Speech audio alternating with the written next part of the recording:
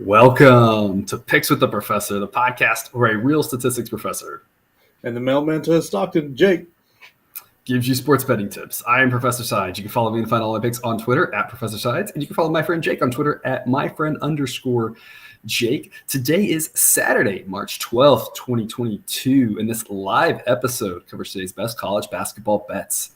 In case you're new here, I built a mathematical model that predicts what the spread and total should be for every Division I college basketball game. And that information, along with a graded A, B, or C pick for each of today's games not covered in this episode, is available in the Google Sheet linked in the show description. Actually, it's not anymore. It's linked in the website. I made a website, y'all. It's like kind of basic, but I had fun with it. Made a little website. There's not a lot of things to click there, but I put all the links there. It's the same URL, so if you've got it bookmarked or if you're there, you're good to go. But I made a website, so I just want people to go to it because I've never done anything like that before. I'm like a I'm kidding, little kid about it. It's kind of neat stuff there.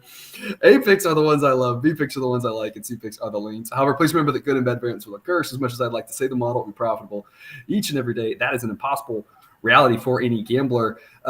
Jake, yesterday the model, second bad day out of 3.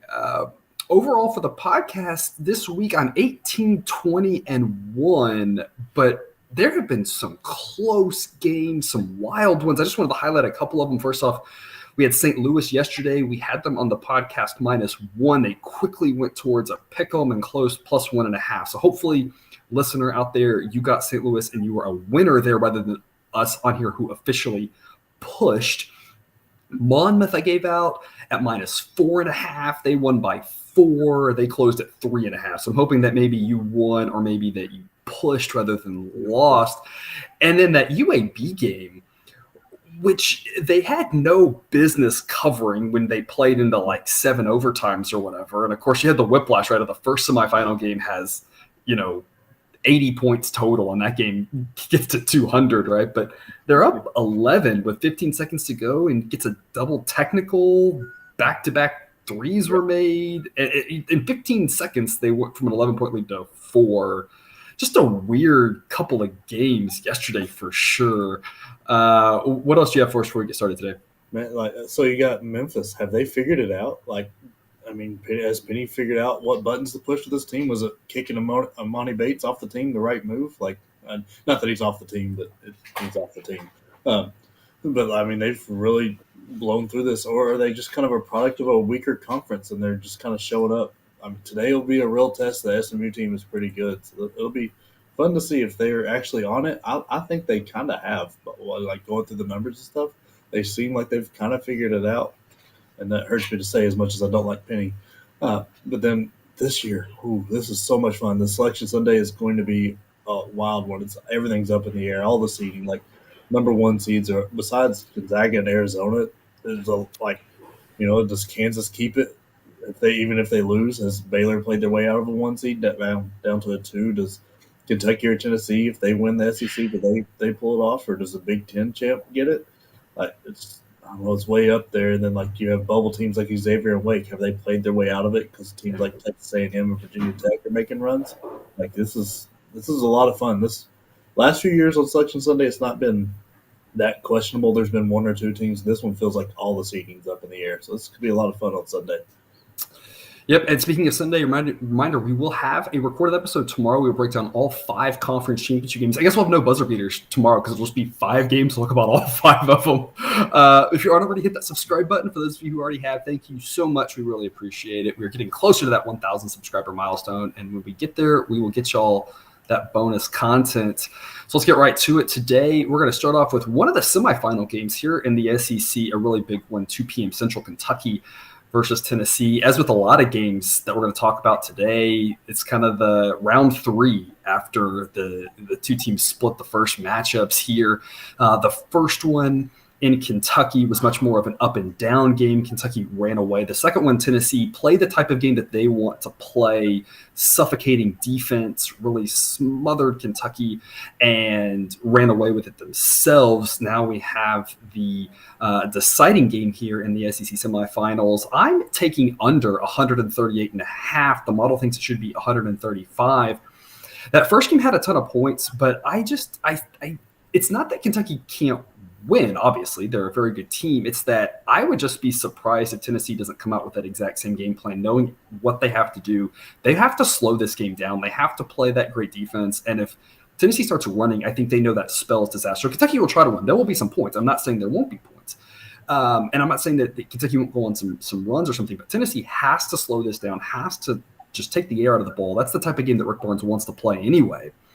I think that second game is much more representative of the type of game that we're going to get. Again, maybe not a Tennessee blowout, but I think that's the type of game we're going to have. That was 139 points in that last game. Now we're at a neutral site, conference tournament. You drop a point or two there. I think that under 138.5 is the way to look. I think that these teams are going to be more careful with the ball, especially in the second half. So I think under is the play here. I don't have a great feel for the side, Jake. I think you do. So let's hear what you have to say. Yeah, I really like Tennessee in this spot. I think that defense is really, really something special. The way they can just eat a team alive, and with Kentucky, I think we're going to get a closer style game. It's not going to be a Tennessee blowout because I think Kentucky's going to make a few more shots than they did in the one at Knoxville. But even if you look at the blowout when Kentucky blew Tennessee out of the water, Kentucky's defense really didn't do that much to slow Tennessee down. They still shot the ball very well and put up quite a few amount of points. So it was just Kentucky was on fire and couldn't miss. I really think that Tennessee has the team to do it. They can match up. Shigwe is one of the best players in the world right now. He's incredible. But Tennessee's got enough rotation and enough big guys to make his life hard. Chandler and Ziegler and Muscovy can really balance Ty and Severe Wheeler. The biggest advantage, and this is where the key of the game is Mintz and Grady. Are they on? Are they hitting everything they throw up? Or are they cold? And Josiah Jordan-James is able to lock one or both of them down. That is really the big difference in the game, and that's kind of the key. I think it stays close. I think this game ends up being like a 1 or 2 point game, and that's why I like having Tennessee with the points. And that's the general strategy I like, right, is take points if you don't know what's going to happen. It should be a really good game, right? And so thankfully for me, hopefully we've got a low-scoring first half. I can just sit back with my popcorn, have the under locked in, and then kind of see whoever wins isn't my problem at that point. Big 12 championship game, 5 p.m. Central, Texas Tech versus Kansas. I'm actually going over on this one rather than under. I've played a little bit more unders here this week, but I'm going over 134. The model thinks 136. We know how good of a defense Texas Tech has, but Kansas gets them up and get them up and down the court. We saw it in the first 2 matchups. Both games went over the total. Of course, one barely over and then flew through in overtime. The other one was an easy over as well. And so Tech kind of plays to the tempo of the opposing team. They're not that we're going to, Virginia type, we're going to grind it out, play good defense, that old school Virginia, right? Not today's Virginia. That's not the way they play. They do play great defense, but I mean, if they'll get up and down and they'll score, or they'll play slow with you if you want. They'll kind of just do what you want to do. Kansas wants to get up and down and, get more possessions, put a lot of points on the board. So I'm going to go rare over here this week, take over 134. Kansas is a 2-point favorite. I feel like this is a lot like the Kentucky-Tennessee game. I have no idea what's going to happen. It's 2 great teams. I'm fascinated to watch it. Jake, if people are interested in who wins, what do you have for them? I'm on Texas Tech here. I think the way that both matchups went, and it's just an incredible tight game, the overtime one. It's not been one team running away from the other one. And I think you're right with how Texas Tech plays. They let the other team kind of set the pace, and they're like, okay, we can play this way. And I think the faster pace suits them better because of how suffocating their defense can be, and that kind of keeps Kansas big advantage with Lightfoot and McCormick. It kind of keeps them moving and not letting them bury themselves in the post. So I think you'll see a lot more pressure and a lot more pushing the pace from Texas Tech this way. And they've got the matchups and they've got the long bodies and stuff to get in Abaji's way.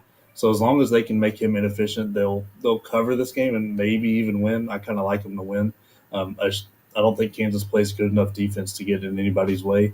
So I'm leaning Texas Tech on this, but I'm pretty sure they'll cover.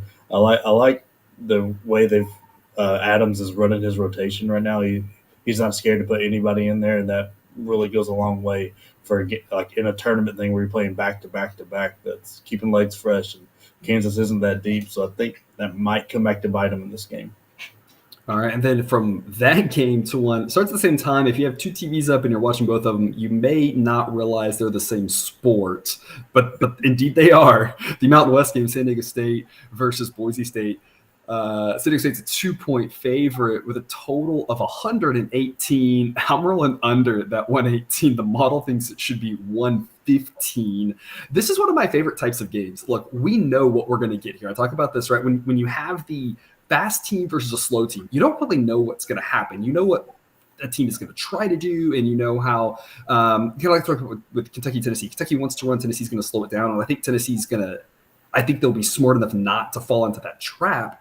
But you never really know. There is that little bit of hesitancy of like, what if Tennessee starts getting up and down the court? That could really hurt us. We do not have that issue here in this San Diego State-Boise State game. Both teams are going to play not Virginia slow, but they're still going to play a little bit slow. They both play suffocating defenses. The last game didn't get to 120. The first game didn't get to 80. Now, I don't think we're going to see that again. That's obviously a rare anomaly. But I just think that it's going to be very difficult for these teams to get 260. Last game, I think it was like first to 59 wins, and I think you're kind of in that same sort of boat here. If you get to 55, you've probably won this game. I don't see a lot of points, but if you like a good defensive style of basketball, I mean, they're going to be putting on a clinic here in the Mountain West game. Jake, San Diego State is a 2-point favorite. Do they win, or does Boise State pull the small upset? Man, I'm all over taking the points today because I'm taking the points of Boise. All right, I like it. Like I said, I think this looks exactly like the last game they played, where it was a 1-point game, and it like you said, barely broke 100. Like it's going to be, they're going to be a lot more careful. It's really going to come down to turnovers. Boise State takes care of the ball fairly well, so as long as they're not giving San Diego State extra possessions, this is they stay within this number. I think maybe even win. I think the number's a slight overreaction to how San Diego State's finishing the year. But at the same time, this is not a game you truly want to watch. This is one you want to be able to check the score on and then, it's in the last minute, we'll flip it over, like as long as it's close kind of thing. Like this isn't an exactly great style of basketball to watch. The only thing that can come back to bite me on this is Boise State is absolutely garbage from the free throw line. So if they have a lead late in the game and San Diego State, if I'm San Diego State's coach, if I'm down by 5 or so with about a minute, maybe even a minute and a half left, I start fouling there. Mm-hmm. I'm gonna make you earn it because I'm gonna extend that game, and because I'm gonna bet that I can come up with 2 buckets before you hit 4 free throws. And look, I'm gonna go on a 60-second rant here. I've always wondered in college why coaches don't, even if there's 2 minutes left, 3 minutes left in the game, when they specifically are in the bonus, not the double bonus, why you don't purposefully take 3 fouls against a bad free throw shooter. You see so many times they'll just miss the front end. You got 3 shots there. If you're down, if you're ahead, you wouldn't. But like if you're down with like 3 minutes to go, why not just do it? Because what I end up seeing happening is they'll play defense for 25 seconds. A guy will drive to the hole and they'll foul him shooting. And all of a sudden you've lost your 1-and-1 opportunity. And you put a guard at the line shooting 2 rather than fouling a big guy on the 1-and-1. If it was just me, I would just do it 3 possessions in a row and just real quick save the time and just be like, hey, I'm going to give you a max of 6 points, but you're probably only going to get like 2 in 3 possessions. We can get some points, and all of a sudden we can cut your 6-point lead to 2 or something. Yeah. Well, anyway. College basketball is just slow to adapt, like analytical plays like that. Because think about it, up until like maybe 5 years ago, fouling while up 3 was a no-no. You ran away from the guys and hoped not to foul them on a 3-point shot. Now almost everybody's doing it if they're up 3 with like under 5, and I've seen a few teams adopt this. If you're up 2 and you're shooting a free throw with like a second or 2 left, miss the second free throw. Right, because then you want them to rebound it and have to. Yeah. What do you do? Launch it across the court? Yeah, exactly. Yeah, you're right. They're slow to adapt to some of that. So yeah. Anyway, moving on. Creighton Villanova Big East title game, 5:30 Central Time. I'm switching it up on you here. I'm not taking a total. I'm taking a side. I like Villanova here -6.5. It's an A pick. For me, I've got Villanova as a 9-point favorite here. We're 2-0 on Villanova A plays this year. And I want to say the impossible thing about this week is Jake and I were talking about this before we hopped on here. Every team has won. Most every team has looked good. They've won multiple games, especially when you get to the end of the week. And it's really tough because I feel like I'm saying, like, hey, I like Villanova to cover this number. And in your brain, you're thinking, like, look how good Creighton looked yesterday. And I'm like, I totally acknowledge that Creighton looked good yesterday. But that's how every team is. So anytime you pick a side here, you have to go against someone who just looked good. And that's the benefit of the regular season is you can kind of say, I think this team will bounce back from bad performance. No one's bouncing back from a bad performance. If they had a bad performance, they're gone. Yeah. And so it makes this week really difficult. And so this is where, again, I'm just trusting the numbers here and saying that Villanova is a much better team than Creighton, I think almost by double digits. Villanova is fantastic on the free throws. That is a thing I'm sure, Jake, you'll give us some more in-depth knowledge there. And that makes me feel confident they can cover this number. If they were a worse free throw shooting team, I'd say 6.5 makes me a little bit nervous because they miss a few free throws and all of a sudden Nova wins this game by 5 or something. But if there does come down to free throws at the end, Nova will take care of business. I'm rolling with the A pick here on Villanova. Jake, what do you have for us? Yeah, I'm with you on Villanova. This Villanova team has gone through 2 real battles, and I think today they finally get a break. I think Creighton shot their shot against Providence and did everything they could, pulled all the tools out of the bag, and now they can't get them back in to pull them back out. Like, I think this is Villanova's going to win this one fairly easy and kind of surprise most people at how easy they make it look. The score might not be that big; it might be 10 to 12 kind of range, but I think they're really just going to be able to be up late and take the air out of the ball. And like you pointed out, they hit around 80% of their free throws. That's insane. It's crazy. And it's all across the board. It's not like there's somebody like they pull off the court at the end of the game. No, they've got their starting 5 out there because all of them hit the 3 ball. It really spreads teams out. I mean, UConn was probably the best matchup they are going to see in this Big East tournament, and like that game was a great game. And they pushed on it, but I think they get this one done because I don't think Creighton has got enough to make this happen. I know they've got the size advantage, but Dixon, even though he's shorter than most, he really he plays a lot bigger than he is because he is very strong and doesn't give up ground very easy. And so I think that's going to help out quite a bit. Slater's a longer guy that can match up with the bigger guys. And then I can't say the freshman's name that's been playing well for him here at the end of the year, but he has really showed up and played great. It's played great like last night. So I think that really is the difference because now they get a little bit of a bench. They've got more than one guy they can pull out. And so that gives them a break. And Colin Gillespie is still just one of the most clutch players of all time. And it's just fun to watch him work. All right, then one last championship game here, UCLA and Arizona in the Pac-12, 8 p.m. Central. Arizona's a short 1-point favorite. I'm taking a B pick on Arizona, laying the 1 point. The model thinks it should be a shade over 2. I think the first game was more of a fluke, and the second one represents closer to what we expect. And that's no disrespect to UCLA. UCLA's just been a little bit more inconsistent, a little more up and down. And that doesn't mean that they won't pop out and have a great game tonight. It's just, again, the model is built on what do we expect to happen so that we can hopefully, again, be right, 52, 53, 54% of the time, right? That's kind of its goal. It's not going to be able to nail every game. It's not possible, right? And so it's not trying to go 100%. It's just trying to say, on average, what do we expect to happen? UCLA's inconsistency, I think, drags that down. The model is penalizing Arizona for Kriisa being out. That's obviously an unfortunate loss for them. I still think Arizona is the better team, and I feel more comfortable with Arizona than I do with UCLA. Jake, what's your take? Yeah, I'm not quite sure what to make of Arizona here. I think they win this game, but putting the number on what they win by is really tough because, like with Kriisa out, I'm not sure exactly what he means to them in a big time game like this. I know he's been very important throughout the year, but I don't know what the replacement value is. And I just think Arizona's got a deep enough team that they can still win this game because UCLA really doesn't have that much of a bench. And Juzang still looks hobbled. I don't know if you watched any of the game last night, but he still doesn't look like he's battling 100%. And that's really hard to go against a great team like Arizona and not have your leading scorer going at 100%. So it's going to be a tough matchup for him. Benedict Mathurin is incredible, and then the big guys they have are just a lot of fun to watch. If they can push the pace at all, they'll handle this UCLA team a lot because UCLA is going to want to slow it way down. So I would, if I'm Tommy Lloyd, I'm putting a little pressure on him, trying to speed it up. So I think he'll do that. And he'll try to speed him up quite a bit because if Arizona is one of the best fast break teams I've seen all year. They like it. They play so well together, which is wild because this team really hasn't been together that long. But the chemistry they have is just incredible. The way they run on fast breaks and have shooters trailing, it's really, really good. I think if Arizona gets any of that going, they win this game fairly easy. But just kind of keep an eye on and see what happens and what the pace is looking like.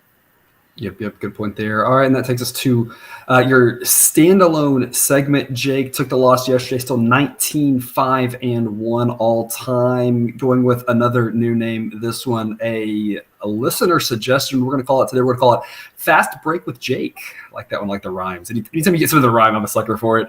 We're going to go to the ACC championship game. Virginia Tech versus Duke. Duke is a 6-point favorite in this one. I'll just give you a little setup here.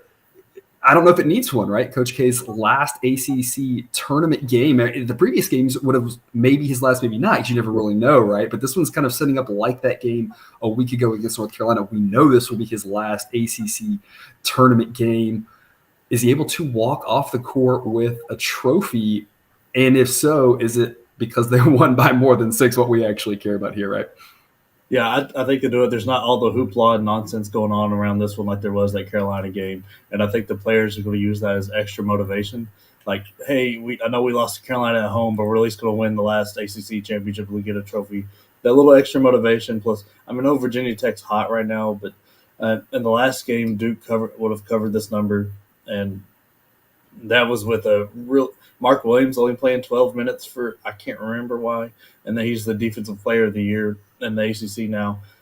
You've got Blanchero, who had just had a great game. AJ Griffin shot the lights out of it yesterday, and so now if you get Trevor Kills and Jeremy Roach going, that they've got a really good six-man rotation there, and you get any production whatsoever out of Joey Baker. That's another one that you're doing very well. Or Theo John, if he can just come in there and eat some fouls, beat up on some people, he performing his role really well.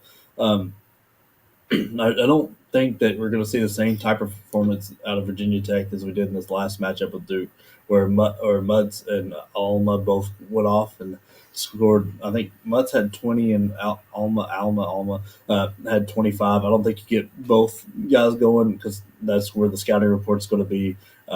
They're going to shut one down and make the other one carry the team.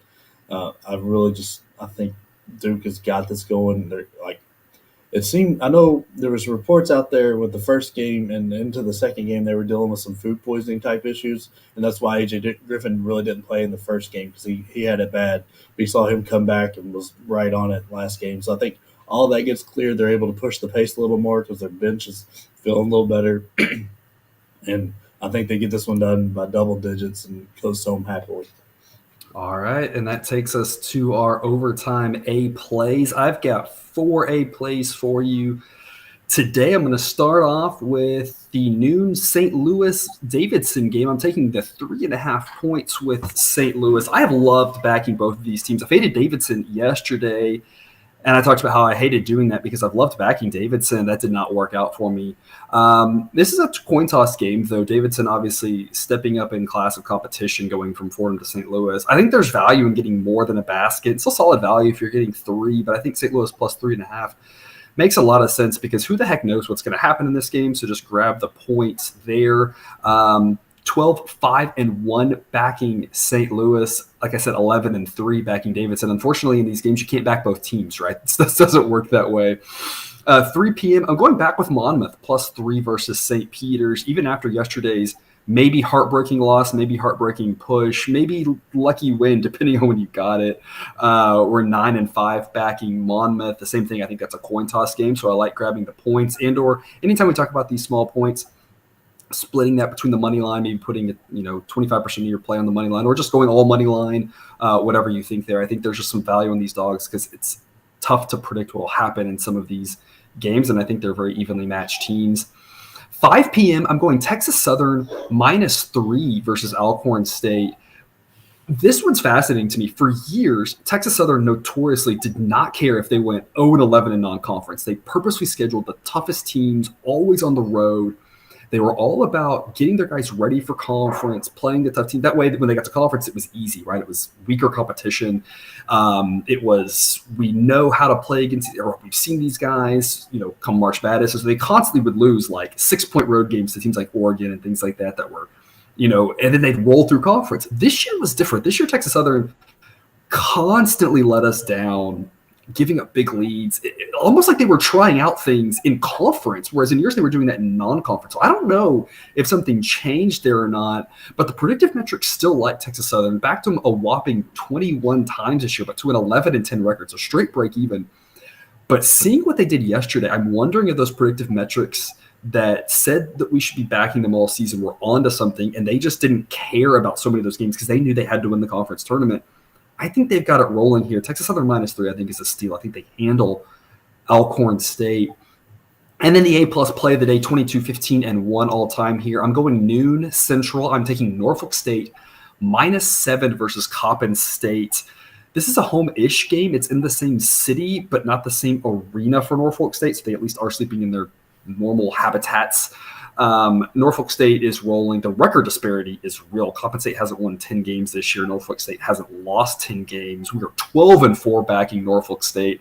I think they get it done, and if it does stay close, then fouls can at least get us over that number at the end. And I'm going to throw one B-side at you, the best B-side, 2 p.m. Central. I'm taking Tulane +13.5 against Houston. I do not see Houston with a magic cover like yesterday. They might, but I'm just gonna trust that if Houston's up 5 late in the game, that Tulane is a well-coached team. They fight hard and they don't get front door at the very end like Cincinnati did yesterday. So I think Tulane +13.5. Way too many points. That's my best B-side for you. Jake, I threw a lot at you there. Anything you want to react to before we get to the live audience questions? I absolutely love the Norfolk State pick. Coppin State has no business being where they are right now. They were a garbage team all year in this conference. Norfolk State's going to run away with that. I really like the Monmouth guy.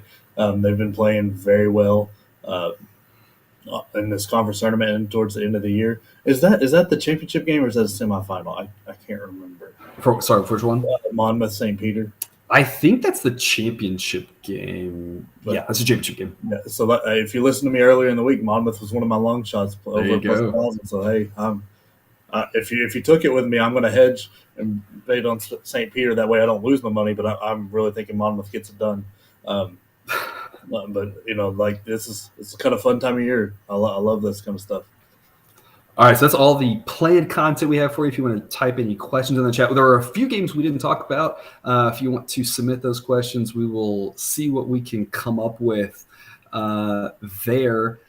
Jake, real quick before we get to any of that, I'm curious. You talked about Monmouth. What is your strategy for that? If you have so you put $10 on Monmouth to win 100, right?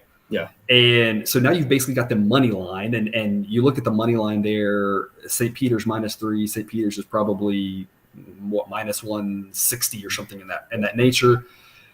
How much of that, because everyone has different strategies, right? So I'm not saying there is no guaranteed answer. It's all about personal take, right? Because do you want to personally just kind of get out of it and go ahead and guarantee your profit, or some people just love to let it ride, and some people want to hedge out to your bet amount, or where you can at least double your bet. So I'm just curious what your personal take is on how you handle this situation. What I like to do, because so this is the way I've reasoned it out in my head. I don't know if it mathematically makes sense, but I like to put my $10 that I would lose if Monmouth doesn't win. Right, I put another 10 on St. Peter's to cover, so that way I'm getting the 10 back plus I don't know, like $1.60 or something. Still a little money in your pocket, but then you're not out anything if St. Peter's pulls it off. But then you're still winning $90 on the other side. Gotcha. But that's how I do it. I don't know if it mathematically makes sense or logic, but I've reasoned it out in my head, and that's what I'm sticking to. Well, that's why I said I don't think there's one perfect answer on that. It's just everyone's opinion of just their own personal risk tolerance, right? Like I said, I've seen a lot of people do that where they'll say, I just want to get my $10 back. That way I'm covered, and that way it's a free play, right? Yeah. And I see some people who will say, if I bet $10, I want to make $10, so they'll bet such that they would win back 20. But at some point, especially with those minus odds, it does get really tough because you start giving up a lot of your profit if you do too much of that, right? Yeah. Got a question about the Indiana-Iowa game. This is a fascinating one because I've loved backing, but I backed both these teams. And this is why I said it's sometimes tough this time of year, right? Because I backed both these teams yesterday. I'm like, well, now what do I do, right? Right now I have Iowa as a 6.5-point favorite. I'm officially on a B pick on Indiana plus 6.5. And if that gets out to 7.5, that would be A territory for me. I think that's a lot of points. As good as Iowa's looked, Indiana's looked great. And Indiana's problem all year has been, I talked about it yesterday, has been losing close games. And they've won so far this week. I don't know if they keep it going here today, but even if they do lose a close game, then that gets us to the window, right? So Indiana worries me more so when they're, a 3-point favorite, something like that, or maybe like a 1.2-point dog. But when you're getting this many points with Indiana, they play close games. They hang with everybody. So I personally think Indiana and the points makes a lot of sense. And I'd actually look at the over 144. I didn't take the Iowa over yesterday, but I think today's makes a little more sense. Indiana doesn't play quite the same defense that Rutgers does. So I kind of like Indiana and the over on that one. Jake, what do you think? Yeah, I'm leaning Iowa. I think Iowa is just on a run right now. And, I mean, Indiana is too, but Iowa's been going for longer. Iowa's got the best player on the floor with Keegan Murray.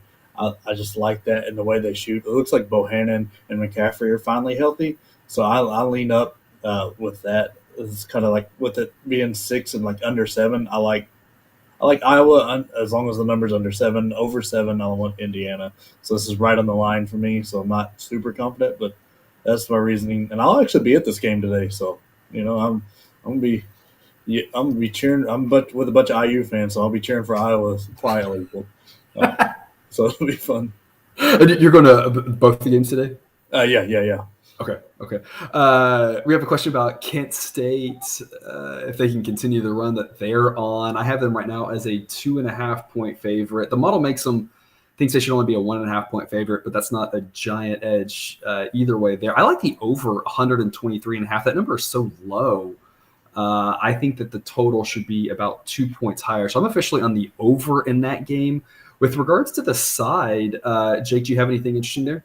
Yeah, I like Kent State. I think their defense is the difference here. They actually play a really good defense, which is weird to say in the MAC because of how all those teams seem to play. But I really like this Kent State team. I've been on them all throughout this tournament, so I think they keep it rolling. I think they get a tournament berth here. Yeah, Kent State might be the only team that has an above-average defense in that entire conference. I'm not 100% on that, but it's very possible that they might be. But Akron and Kent State both only have 9 losses, which is, not that 10 losses is anything magical, but it is something that when I have the records on my sheet just jumps out at me as like, oh, they haven't lost their 10th game yet. And so many teams earlier this week, we saw a lot of this. Now we're getting dwindling down to the teams that are actually a little bit better, I guess, right? Yeah. Were there any other? If there's any other questions, go ahead and y'all submit those. Jake, was there any other game that we did not cover today that you thought was interesting? We have the other Big Ten game, Michigan State Purdue game. I don't know if you had any thoughts on that one. I mean, that one hurts. I'm leaning Purdue here because I just don't think Michigan State's going to be able to do it again. It took everything they had and more to win on a buzzer beater last time. So I think Purdue's going to do it, and I'll be cheering for Purdue once again with a bunch of IU fans. So might have to do it quietly, but it should be a blast. Purdue seemed to kind of turn it on there at the end of that Penn State game. I know they gave up that big lead and got close, and that's been their kind of calling card. But I think they've kind of found something in Newman. I think he's a good defensive player, so he'll get some more minutes today. Eric Hunter is going to want to show out in his hometown, and Ivy too. So I really think they get it going. And, of course, we have that early game in the American East Conference, with the only true road game of the day with UMBC and Vermont. Vermont, a whopping 15.5-point favorite. I feel like I faded Vermont all year. It hasn't really worked out great for me. I think the model is 3-11 fading Vermont. So that's very, very bad. That's just so many points, though, right? 15.5 points in a conference championship game. UMBC has been a lot better to us, so that will be interesting. That starts us off here at 10 a.m. Central, so we've got that early tip and then one of the Ivy League games also. So a couple games here getting going in about an hour and a half there. There's a ton of championship games. I don't think we've touched on the Southland game as well. the WAC one, the Big West. There's so many of them today, so many tickets to be being punched. Any other thoughts that you have for us, Jake, before we head out? I kind of touch on what Patrick's saying here with the money line. Just like I like it. I'm probably going to sprinkle a little bit on it, but just be wary that Tennessee's with Tennessee plus 130 is what he's saying. Like Tennessee, like offense can tend to disappear at times, so you're really dependent on that defense to keep them in it. I think it's what's going to happen, but just so you're playing with a full deck. Like if that offense disappears, they can very easily lose. So that's why you like having the plus points, but I don't. I'm going to play the money line. Gotcha. All right. Well, I think that's all we've got for you then today. Thanks for tuning in to another episode of Picks with the Professor. Reminder, check out that Google Sheet for picks on all of today's games not covered in this show. If you haven't done so yet, click that subscribe button to ensure all of the college basketball content dropped right into your feed. Best of luck today. We will see you tomorrow with that recorded episode on Sunday. We'll cover all 5 conference championship games. Until then, remember, you need your betting money, but please don't bet your eating money.